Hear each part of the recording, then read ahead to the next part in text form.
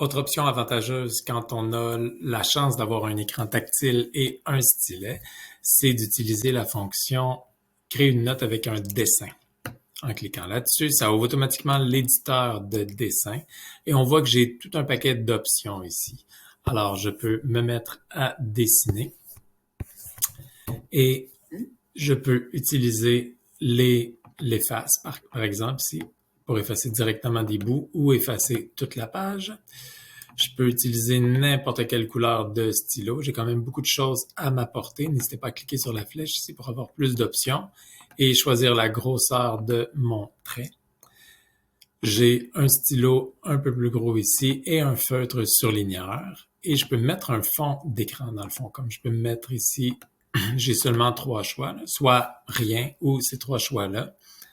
Et si je viens écrire comme ça, je peux venir prendre le lasso ici et sélectionner une partie de mon dessin pour le changer de place, le changer d'orientation et changer un peu ce que j'avais fait.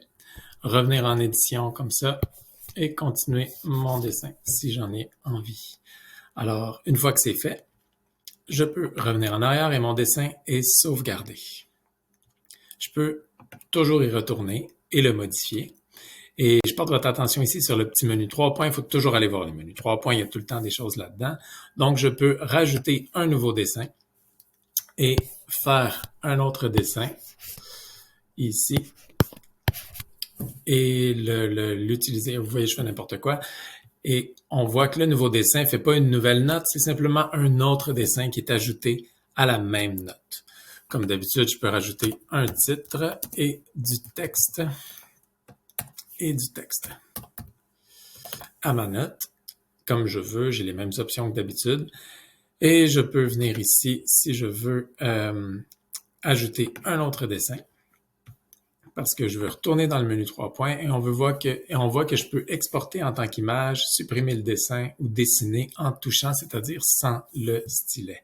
En ce moment, puisque c'est l'option dessiner avec le stylet qui est activée, eh bien, mes doigts servent à faire défiler. Si je mets mes doigts sur l'écran, si je peux grossir le dessin, le rapetisser et le faire défiler sur la page.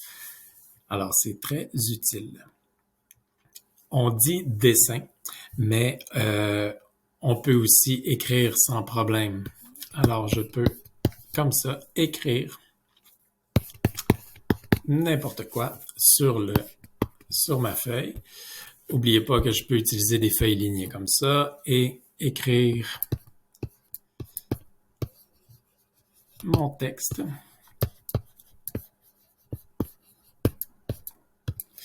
Moi, j'adore, par exemple, dans les réunions, écrire ce qui se dit, puis tout ça, prendre des notes manuscrites. J'ai toujours aimé prendre des notes manuscrites.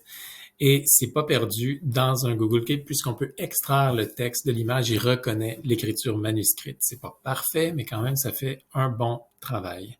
En passant ici, je peux naviguer d'un dessin à l'autre et directement ajouter un nouveau dessin avec le petit navigateur de dessin en bas.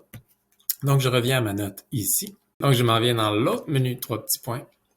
Et je peux extraire le texte de l'image et on voit à l'autoit écrire mon texte avec pas d'espace que je viens rajouter ici, pas d'accent aigu que je vais venir rajouter ici. Donc, on voit que c'est pas parfait, mais que ce que j'ai écrit dans cette note, ça s'est recopié ici.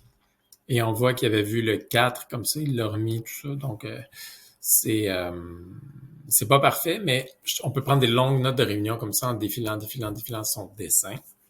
Et ça va extraire tout le texte qu'on a écrit à la main comme ça, en barbouillant. Moi, souvent, je m'amuse à faire ça.